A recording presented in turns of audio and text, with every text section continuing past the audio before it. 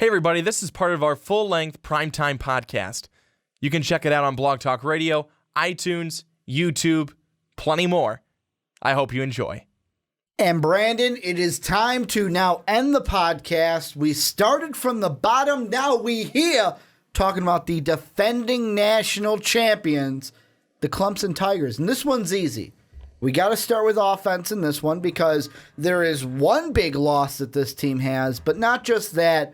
There's a few that this offense has. Gone is Deshaun Watson, the Heisman Trophy runner-up. Gone is Wayne Gallman, one of their leading rusher from last year. And three of their top four pass catchers, including Mike Williams, who is now playing in L.A. for the Chargers. And there's a lot of holes on this offense, but none bigger than Deshaun Watson. The guy who many thought best quarterback in the draft. Many thought should have been the Heisman last season over a Lamar Action Jackson. And we have talked about this before in the past, just after their spring game. Right now, it looks like it is a three-dog race between junior Kelly Bryant, redshirt freshman Zarek Cooper, and then five-star true freshman Hunter Johnson. They spent the spring kind of battling it out. All three are mobile passers. I'm going to start this preview asking you a simple question. Which one gives them, which quarterback, Bryant, Cooper, Johnson, gives this team the best chance of winning the ACC Atlantic? You know, it was a tough question when we talked about this weeks ago. Mm-hmm. It's still a tough question. Because if you take a look at the passing from this past year and you look at it and you go, well, which out of any of those guys that we just mentioned played, it would be Kelly Bryant. And what did he go? Oh, a dazzling 6 of 9 for 48 yards and a touchdown. And that's throughout an entire season. You know, obviously, thank goodness they didn't need him because that would have meant an injury to Deshaun Watson.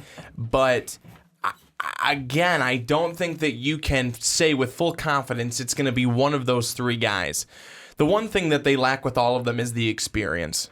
That's the one thing that they lack with all of them, the true experience. You know, Bryant's been around, yes, but how much experience does he really have? I mean, a little bit by being out there, being a backup and stuff like that, but he doesn't have, you know, even a Nick Schuessler, you know, would have been, you know, somebody who had a little bit more experience. Yeah. But there's not a guy there that I think that you can say pinpoint and go, absolutely him, without a doubt. He's going to be the opening day starter, and he's going to stay there throughout the entire season. Dabo does not have that, and nor would he be saying that, especially at this point.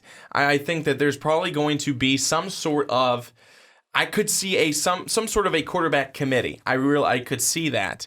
Do you think that would work? I'm not really. Do I think it would work? I'm not a fan of the quarterback committee. I'm personally not even sold on the fact that it would be a committee. I could see it. I don't know if that would happen, and I'm certainly not sold on the fact of a committee working. Yeah. But you know, it's really kind of tough right now because again, you haven't seen a whole lot of these guys, and that's what they lack. Is they lack that experience. Well, and right now, obviously, Bryant is the favorite, but the thing that I think surprises me is looking at Athlon Sports in their preview, they say, and I quote, "It wouldn't be a surprise to see the strong, accurate Johnson push to replace him being Bryant." And the thing is, I look at that and I wonder, what if Dabo decides to go in that direction? Obviously, Hunter Johnson being the early enrollee, the true freshman, would have to show strides, would have to prove that he is capable of winning the starting job. But if he is, wouldn't it be interesting if Dabo goes, hey, you know what? I know the other two have experience, or experience in Cooper's case because he's a redshirt freshman. He's only got 1 year of practices on top of Johnson. But if he said, hey, let's stronger arm, more accurate. Let's go with this kid. Let's see what he's got over a Kelly Bryant.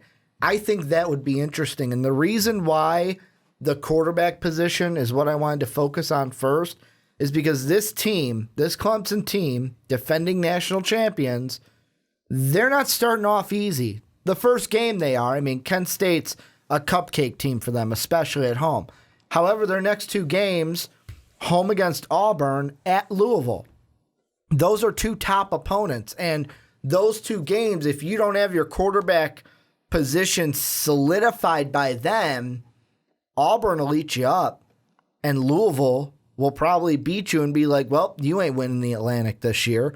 So to me, they got to have this quarterback situation set by week one so that week one quarterback can use week one as a preseason game, because let's be honest, nobody sees Kent State getting the win over the Tigers before they play Auburn in a Tiger-Tiger matchup in Death Valley.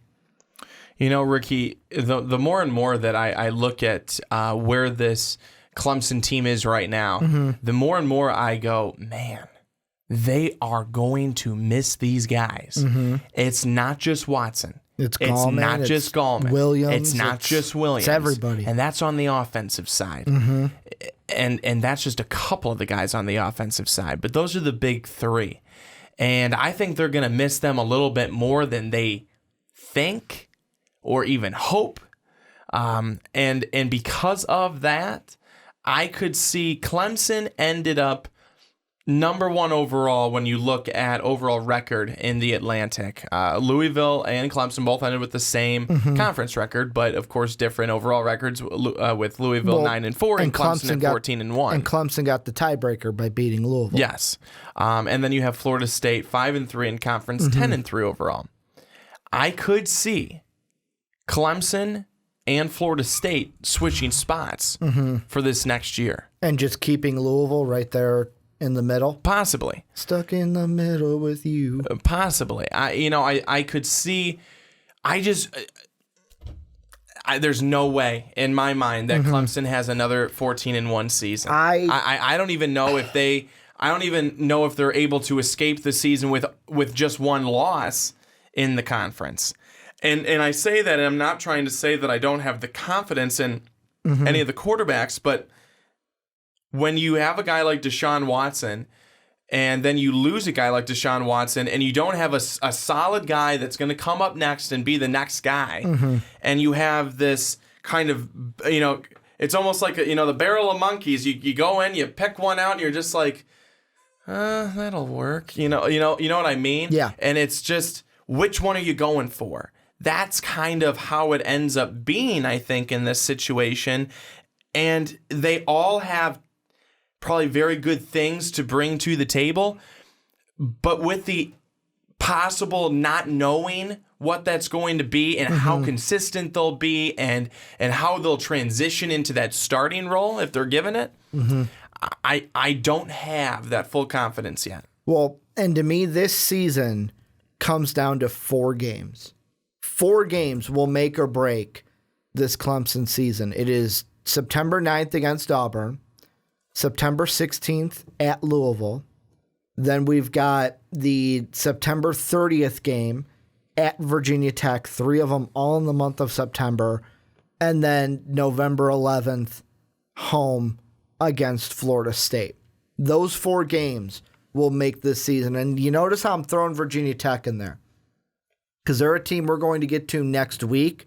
However, they are a team that, let's be honest, they're one that they were at the top of the other division. They are no slouch.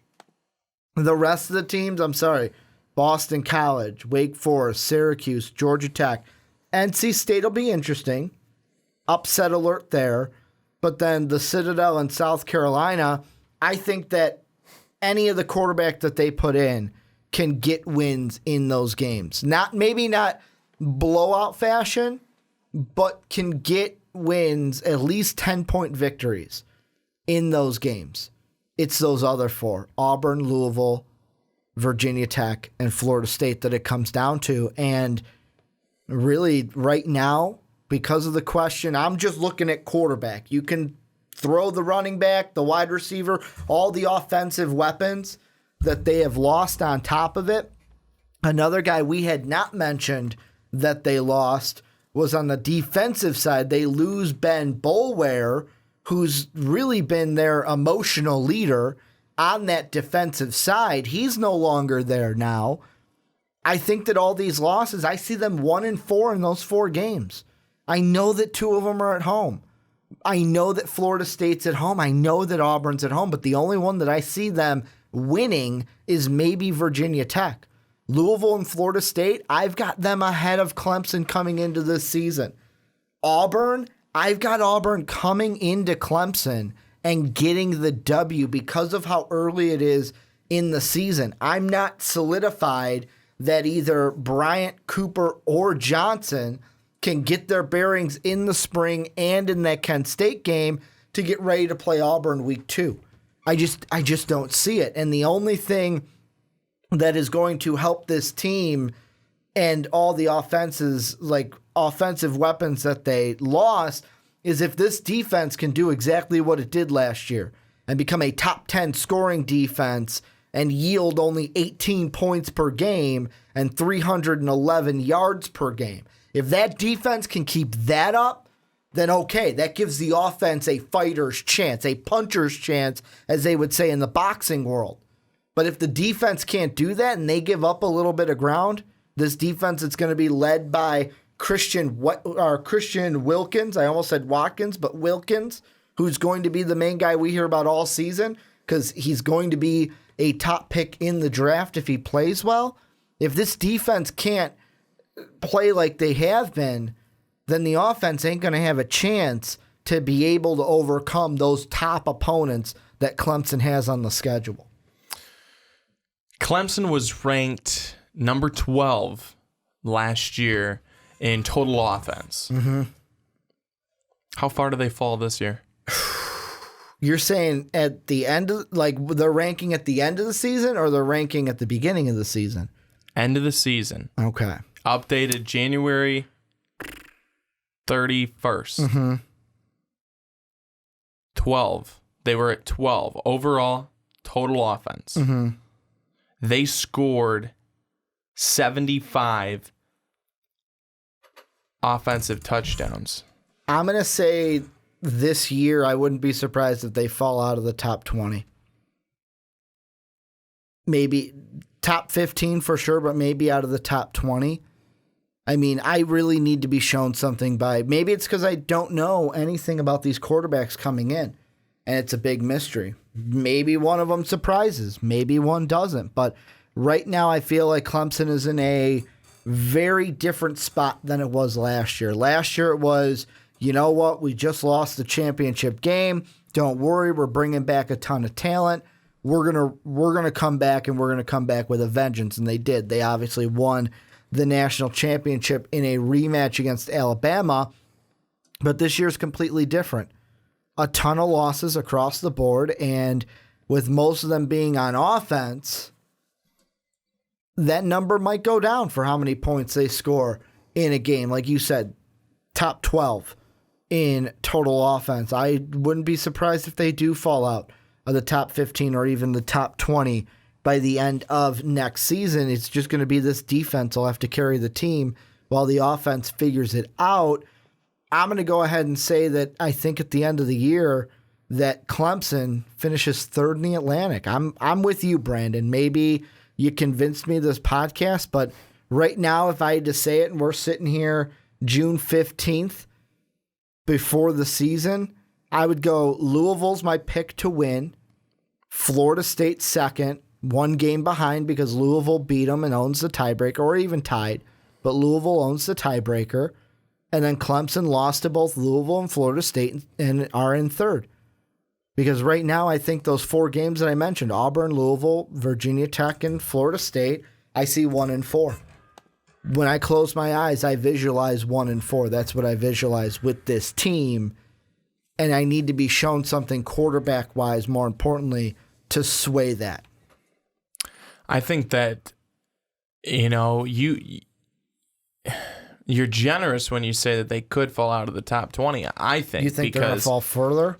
Well, because take time to think about where you're at. You had 41 touchdowns through the air last year with Deshaun Watson. 17 interceptions.